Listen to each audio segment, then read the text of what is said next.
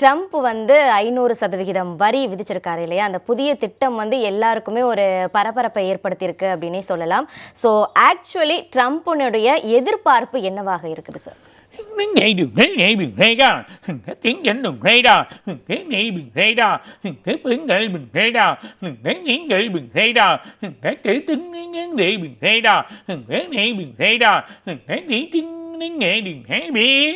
அதாவது அமெரிக்கா வந்து போகிற போக்குகள் வந்து சரி இருக்காது, செயலும் சரி இருக்காது. அது இல்லாமல் அவங்களோட வழிகள் என்னென்னா, எல்லா உலக நாடுகள் அத்தனை பேருமே அவங்களோட கண்ட்ரோலில் இருக்கணும், அவங்களோட வழியில் இருக்கணும்னு நினைக்கிறாங்க.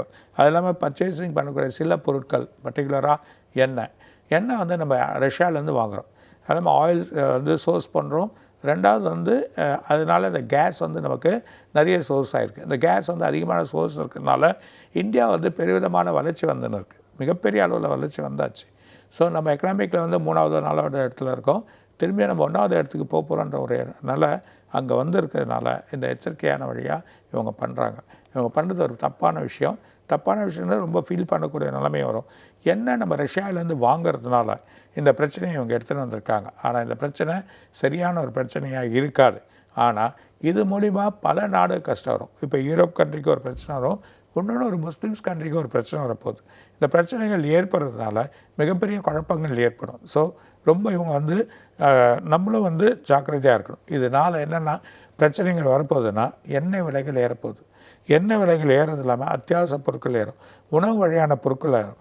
நமக்கு முக்கியமாக என்னென்னா மிகப்பெரிய எச்சரிக்கை என்ன ஆகுதுன்னா, முக்கியமாக நம்ம வந்து ஒரு பணவீக்கமாக போகிறோம்.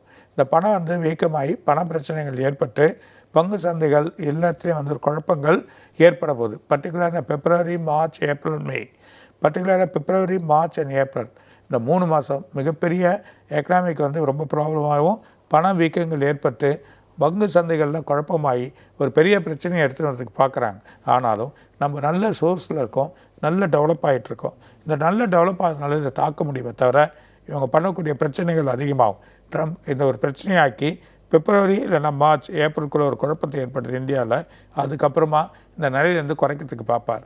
ஸோ அதனால் வந்து குறையும். இருந்தாலும் செயல்கள் சரி இருக்காது. நம்ம இதுக்கு மேலே என்ன வழி போகணுமோ அடுத்த ஸ்டெப் போக வேண்டிய ஒரு சூழ்நிலை ஏற்பட்டிருக்கு. அந்த அடுத்த ஸ்டெப் போகிறதுக்கான வழியை நம்ம எடுத்துகிட்டு போகிறது நல்லது. அப்படி போகிறப்போ அவங்களும் கொஞ்சம் குறைஞ்சிருவாங்க, நிலையும் மாறும். ஆனால் செயல்கள் சரி கிடையாது. அமெரிக்காவோட போக்கு நமக்கு மட்டும் இல்லை, உலக நாடுக்கு ஒரு பெரிய பிரச்சனையை ஏற்படுத்த போகுது அப்படின்றத சொல்கிறார்.